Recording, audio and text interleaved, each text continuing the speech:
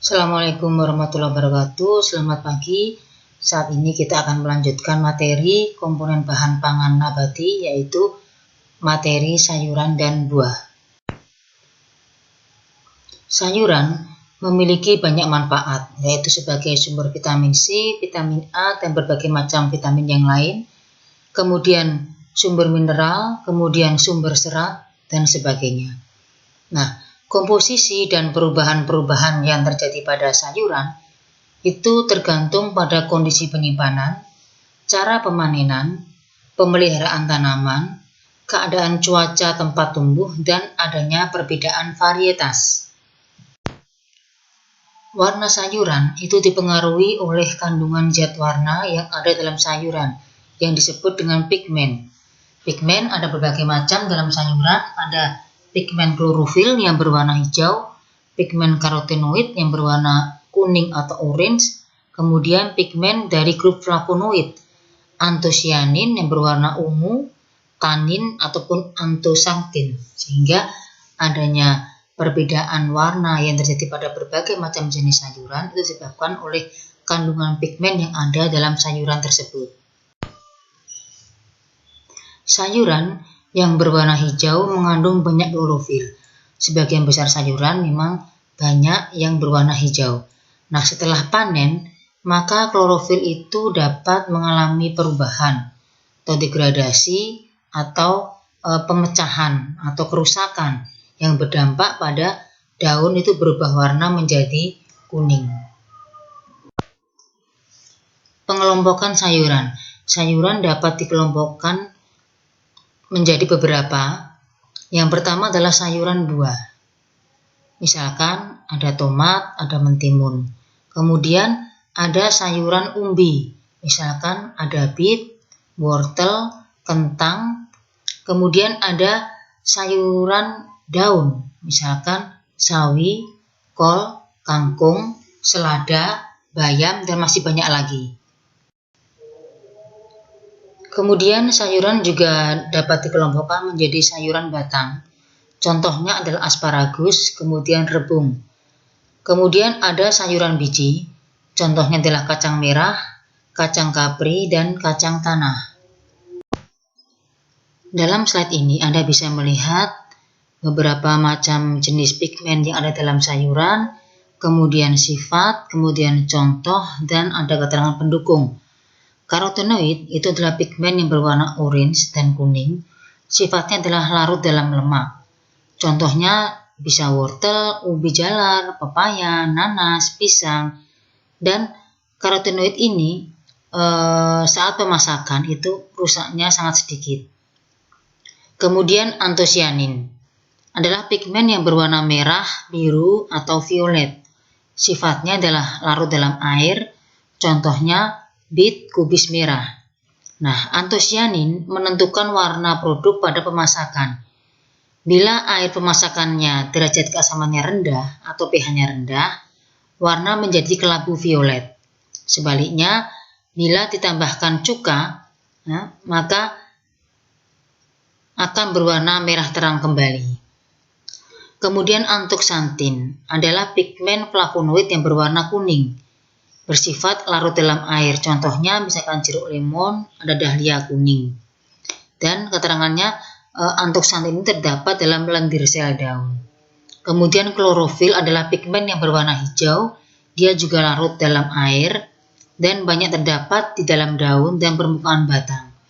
Nah, ketika dilakukan pemasakan, kemudian ditutup tempatnya, maka akan muncul asam organik yang dapat menyebabkan pH dalam cairan itu turun, sehingga warna klorofil tersebut berubah menjadi hijau kecoklatan. Tipe kerusakan buah dan sayur. Yang pertama adalah kerusakan fisik yang bisa dengan tergores, teriris atau terpotong, pecah atau patah, kemudian memar, kemudian sobek. Yang kedua adalah kerusakan fisiologis. Bisa freezing injury atau chilling injury atau heat injury. Kemudian pertunasan, perkecambahan itu ada pada umbi atau biji, kemudian tumbuh akar pada bawang merah, memanjang, melengkung, mengeras pada asparagus, dan gagal matang pada buah memar. Kemudian kerusakan yang ketiga itu kerusakan patologis, yaitu akibat kontaminasi bakteri dan fungi atau jamur. Kerusakan fisik dapat juga menyebabkan atau menginisiasi terjadinya kerusakan patologis. Pembelian dan pemilihan sayuran. Beberapa pedoman mendapatkan sayuran yang bermutu segar. Contoh misalkan untuk sayuran daun maka dipilih yang berwarna cerah dan tidak terlalu tua. Kemudian tulang daun terlihat jelas, batang daun itu mudah dipatahkan karena berarti kadar airnya masih tinggi sehingga cenderung masih segar.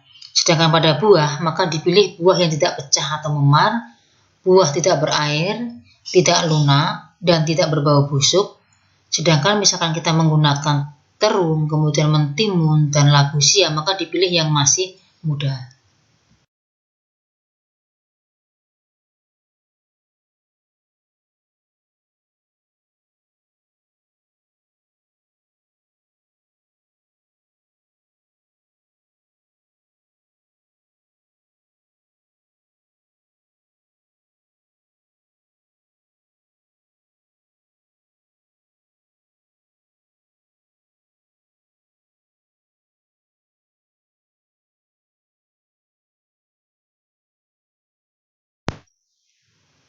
Penyimpanan sayuran dapat dilakukan dengan beberapa cara. Yang pertama, disimpan dalam suhu kamar. Misalkan jenis umbi, kentang, bawang putih, bawang merah, atau sayuran umbi lain yang dijual bersama tunasnya. Di mana tempat penyimpanan harus kering, tidak terkena sinar matahari langsung, dan sirkulasi udara baik. Kondisi yang lembab akan mempercepat kerusakan, sedangkan cahaya dapat merangsang pertumbuhan klorofil. Kita juga dapat melakukan penyimpanan sayuran pada suhu yang rendah. Cara ini mampu menghambat kegiatan respirasi atau pernafasan dan metabolisme sayuran, proses penuaan, kehilangan air dan pelayuan, kerusakan oleh bakteri dan kapang, serta proses pertumbuhan yang tidak dikehendaki, misalnya pertunasan pada kentang. Jadi kita bisa memilih bagaimana cara kita menyimpan sayuran, baik dengan suhu kamar ataupun suhu rendah tergantung pada jenis sayuran yang akan kita simpan. Penyimpanan sayuran dapat juga dilakukan dengan merendam pangkal batang. Artinya, sayuran yang dijual bersama batangnya, misalkan daun katu, singkong, asparagus, bisa kita rendam pangkal batangnya. Penyimpanan dengan cara ini biasanya tidak dapat berlangsung lama. Ketahanannya kira-kira 1-3 hari saja.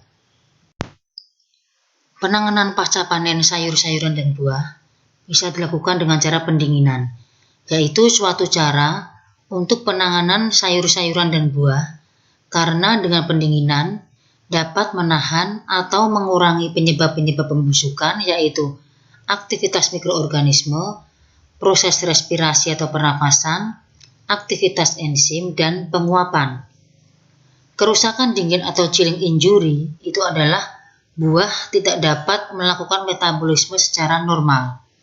Nah, buah-buahan pada kepekaan suhu itu adalah ada non-chilling injury sensitive commodity, yaitu apel, cherry, anggur, kiwi, pear, dan strawberry. Sedangkan buah-buahan yang sensitif terhadap chilling injury adalah alpukat, pisang, jeruk, jambu biji, mangga, pepaya, markisa, dan nanas. Sehingga kita harus bisa membedakan mana buah yang peka dengan kerusakan dingin, mana buah yang tidak peka dengan kerusakan dingin.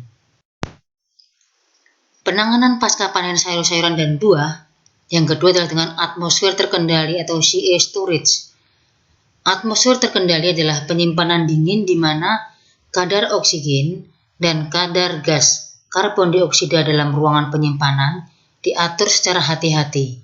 Pada penyimpanan ini, maka proses respirasi atau pernafasan, pembusukan, dan reaksi lainnya dihambat. Yang ketiga adalah udara termodifikasi atau modified atmosphere storage. Adalah penyimpanan yang mensyaratkan penurunan O2 dan penambahan CO2 atau N2 namun tidak ada usaha untuk mengatur udara itu pada konsentrasi tertentu. Pada modified atmosphere storage, kondisi atmosfer dimodifikasi oleh wadah tertutup, misalnya pengemasan dalam kantong plastik tertutup. Kandungan oksigen dikurangi oleh sayuran atau buah yang disimpan melalui respirasi. Cara untuk penanganan pasca panen buah dan sayur dapat dilakukan dengan pelapisan lilin, merupakan salah satu cara untuk mempertahankan mutu sayuran segar karena dapat mengurangi laju respirasi atau pernapasan dan transpirasi atau penguapan. Emulsi lilin akan melapisi lentisel dan mulut daun atau stoma pada jaringan tempat respirasi berlangsung. Selain itu, pelapisan lilin juga akan menyebabkan penampakan pada sayuran dan buah lebih mengkilap, sehingga menambah daya tarik.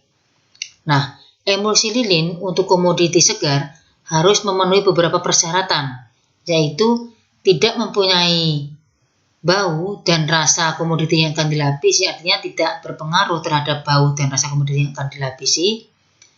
Kelebihannya adalah mudah kering, dan jika kering tidak lengket. Kemudian tidak mudah pecah, mengkilap, dan licin. Tidak menghasilkan permukaan yang tebal. Kemudian mudah diperoleh, murah harganya, dan tidak bersifat racun. Jadi ada memang lilin yang digunakan untuk food grade. Buah merupakan bagian tanaman hasil perkawinan putik dan benang sari. Pada umumnya, bagian tanaman ini merupakan tempat biji.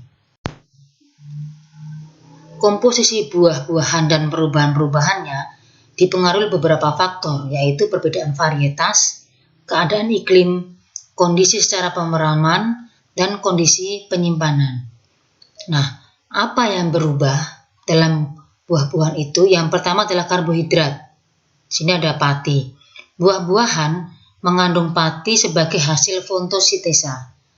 Pada buah yang masih muda, itu cenderung memiliki pati yang banyak, seperti apel, pisang, dan mangga.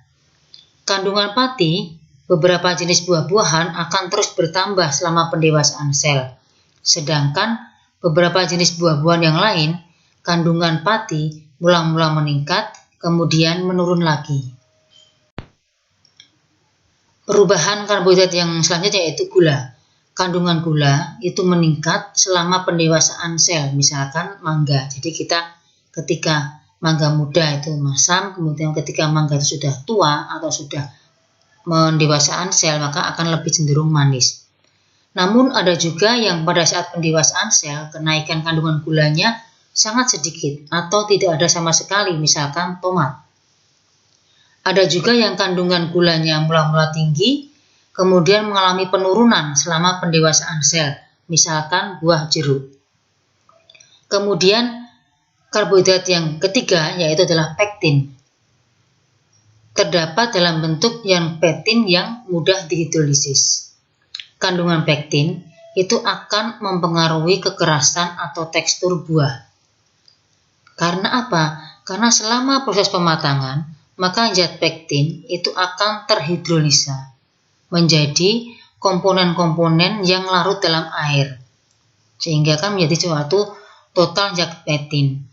Menurun kadarnya dan komponen yang larut dalam air akan meningkat jumlahnya, yang mengakibatkan buah menjadi lunak. Sehingga kita bisa melihat bahwa buah yang masih mentah ketika lama-lama pada proses pematangan dia menjadi lebih lunak karena banyak zat pektin yang terhidrolisa menjadi komponen yang larut dalam air yang berdampak pada buah yang menjadi lunak.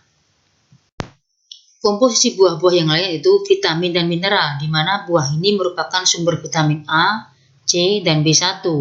Kemudian ada beberapa macam mineral yaitu kalsium dan besi. Buah juga memiliki pigmen. Klorofil terdapat pada buah yang berwarna hijau. Karotenoid terdapat pada buah misalkan likopen pada tomat, semangka, dan pepaya yang akan memberikan warna merah. Sedangkan karoten itu ada pada jagung yang akan memberikan warna oranye. Kemudian pigmen flavonoid itu akan merupakan pigmen yang memberikan warna putih atau kuning pada buah-buahan. Perubahan biokimiawi pasca panen dan selama penyimpanan. Yang pertama adalah perubahan pigmen. Selama pematangan, maka terjadi perubahan-perubahan warna yang dikehendaki atau tidak dikehendaki. Pada buah, umumnya dikehendaki. Timbulnya karotenoid pada buah-buahan itu dikehendaki. Beta-karoten sebagai prekursor vitamin A yang larut dalam lemak minyak. Timbulnya antosianin, warna merah dan biru, yang bersifat larut dalam air pada buah apel dan stroberi juga merupakan perubahan yang dikehendaki. Kemudian perubahan yang lain yaitu perubahan senyawa-senyawa volatil, di mana semakin matang maka senyawa-senyawa volatil yang mudah menguap itu akan semakin tinggi yang dapat kita cium untuk membandingkan apakah buah ini matang atau buah ini mentah. Kemudian juga ada perubahan karbohidrat. Ada yang dikehendaki, yaitu perubahan pati menjadi gula itu pada buah. Namun demikian, pada kentang, perubahan pati menjadi gula itu tidak dikehendaki. Perubahan pati dan gula itu menghasilkan CO2 dan H2O, merupakan respirasi yang merugikan karena akan mengurangi komponen gula dan pati. Perubahan pektin mula-mula tidak larut atau protopektin, namun seiring dengan proses pematangan menjadi larut, sehingga terjadi pelunakan tekstur. Perubahan yang lain yaitu perubahan lipid, di mana lipid itu akan terhidrolisa sehingga trigliserid itu menjadi gliserol dan asam lemak. Kemudian perubahan protein menjadi asam amino, kemudian perubahan vitamin C. Pada buah muda, kandungan vitamin C itu tinggi sehingga sangat baik. Namun demikian, selama pematangan maka kandungannya akan turun sehingga turun juga kualitas gizinya jika ditinjau dari vitamin C yang ada. Pada slide ini Anda bisa melihat golongan hasil hortikultura, baik itu buah-buah lunak, buah-buah keras, sayuran dari batang, umbi-umbian, sayuran daun, yang dikaitkan dengan sifat dari hortikultura tersebut. Apakah dia mudah rusak, mudah memar, mudah mengalami pembusukan, ataukah laju respirasinya rendah, atau dia tidak mudah rusak, atau mungkin tahan lama, atau mungkin mudah kering, dan sebagainya. Itu harus kita pahami sehingga kita dapat menentukan macam dan sifat kemasan untuk buah dan sayur tersebut. Sehingga apakah yang kita pilih adalah semi-rigid film, atau yang kita pilih adalah cukup kantung saja, atau bahan yang tahan air dan sebagainya. Seperti Anda lihat bahwa ada keterkaitan antara golongan hasil hortikultura, sifat hasilnya, dan macam serta sifat kemasan yang dipilihnya. Beberapa isu yang terkait dengan produk sayuran dan buah-buahan, contohnya misalkan buah berformalin.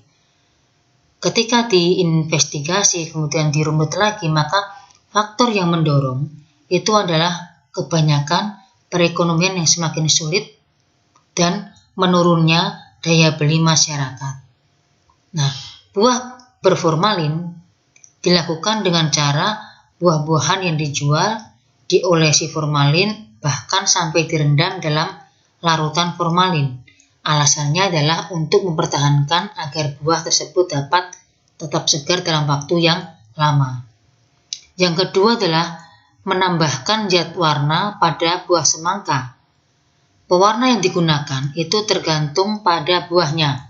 Untuk semangka merah ditambahkan pewarna makan atau gincu yang disuntikkan dalam semangka sehingga semangka kelihatan masak dan segar. Beberapa tips yang dapat kita lakukan untuk memilih buah yang bebas dari formalin adalah dengan mengamati baunya, sebab bau formalin itu sangat khas. Bau buah hilang oleh campuran formalin, jadi bau asli dari buah sudah tidak ada lagi. Kemudian bisa kita amati juga dari tangkai buah dan kulit buah. Untuk buah bertangkai seperti anggur, jika tangkai buah sudah layu tetapi kulit buah mengkilap, maka kita perlu waspada dan curiga bahwa buah tersebut telah disemprot dengan menggunakan larutan formalin. Tips memilih beberapa buah-buahan, misalkan jeruk, maka pilih yang warnanya kuning betul, bukan kuning terang. Pilih yang kulitnya tipis dan mengkilat, khususnya jeruk medan pilih yang berat, kemudian ada lekuan dikit. Kalau diraba dengan jempol atau jari itu ada dekoannya atau ada lekuannya. Cari yang lekuannya itu empuk. Kemudian untuk memilih manggis, maka pilih yang kulitnya lembut bila dipencet atau diraba, kemudian warnanya ungu tua segar. Nah, sebelum memilih maka hendaknya kita menyentuh seluruh permukaan. Kalau ada yang keras, itu artinya bagian tersebut masih mentah atau busuk. Tangkainya utuh dan hijau segar. Manggis kecil malah lebih bagus dibandingkan dengan manggis yang ukurannya segar. Ukurannya besar yang biasanya matangnya tidak merata. Hasil olahan dari buah-buah dan sayuran yaitu adalah ada manisan. Manisan adalah buah yang diawetkan dengan gula dengan tujuan pemberian gula dengan kadar yang tinggi pada manisan buah, selain memberikan rasa manis, juga untuk mencegah tumbuhnya mikroorganisme seperti jamur, kapang, dan sebagainya. Proses pembuatan manisan yaitu digunakan air garam dan air kapur. Kemudian untuk apa? Untuk mempertahankan bentuk atau teksturnya, serta menghilangkan rasa gatal atau getir pada buah. Manisan buah yang baik itu berwarna kekuning-kuningan, kenyal bila digigit, dan tahan disimpan selama 2 minggu sampai 1 bulan. Macam-macam bentuk olahan manisan buah, ada manisan basah dan manisan kering, di mana manisan basah itu biasanya buah yang digunakan itu buah yang memiliki tekstur yang cukup keras, misalkan pala, mangga, kedondong, dan sebagainya. Sedangkan untuk manisan kering umumnya adalah buah-buahan yang teksturnya lunak seperti pepaya, sirsat, dan sebagainya. Hasil olahan buah yaitu sari buah, yaitu cairan yang dihasilkan dari pemerasan atau penghancuran buah segar yang telah masak. Sari buah ada 2 jenis. Yang pertama adalah sari buah encer yang dapat langsung diminum, kemudian sari buah pekat atau sirup. Sari buah atau sirup buah dapat tahan selama lebih kurang 3 bulan. Buah-buahan yang sering diolah menjadi sari buah atau sirup antara lain pala, pisang, jambu biji, mangga, sirsat, wortel, tomat, kueni, markisa, nangka, jahe, asam, hampir semua jenis jeruk dan sebagainya itu dapat digunakan sebagai bahan dasar pembuatan sari buah atau sirup buah. Hasil olahan buah yang lain yaitu selai dan jeli buah. Sebenarnya ada 3 bahan pokok pada proses pembuatan selai atau jeli, yaitu pektin, asam, dan gula dengan perbandingan tertentu. Selai adalah produk makanan yang kental atau setengah padat, dibuat dari campuran 45 bagian berat buah dan 55 bagian berat gula. Kemudian ada juga yang membuat jeli. Jeli adalah produk yang hampir sama dengan selai. Bedanya, jeli dibuat dari campuran 45 bagian sari buah dan 55 bagian berat gula. Selai dan jeli buah. Selai yang diperoleh dari buah hasilnya lebih banyak daripada diolah menjadi jeli, sehingga pengolahan jeli lebih banyak menggunakan buah yang murah harganya. Sedangkan kulit buah yang biasa digunakan untuk membuat selai atau jeli antara lain kulit durian, kulit nanas, dan kulit jeruk. Buah yang masih muda tidak dapat digunakan untuk pembuatan selai atau jeli karena masih banyak mengandung zat pati atau karbohidrat dan kandungan pektinnya rendah. Sedangkan kulit buah itu dapat digunakan untuk membuat selai atau jeli. Buah yang sering digunakan untuk pembuatan selai atau jeli antara lain anggur, apel, murbei, arbei, jambu biji, jeruk, pala, dan sebagainya.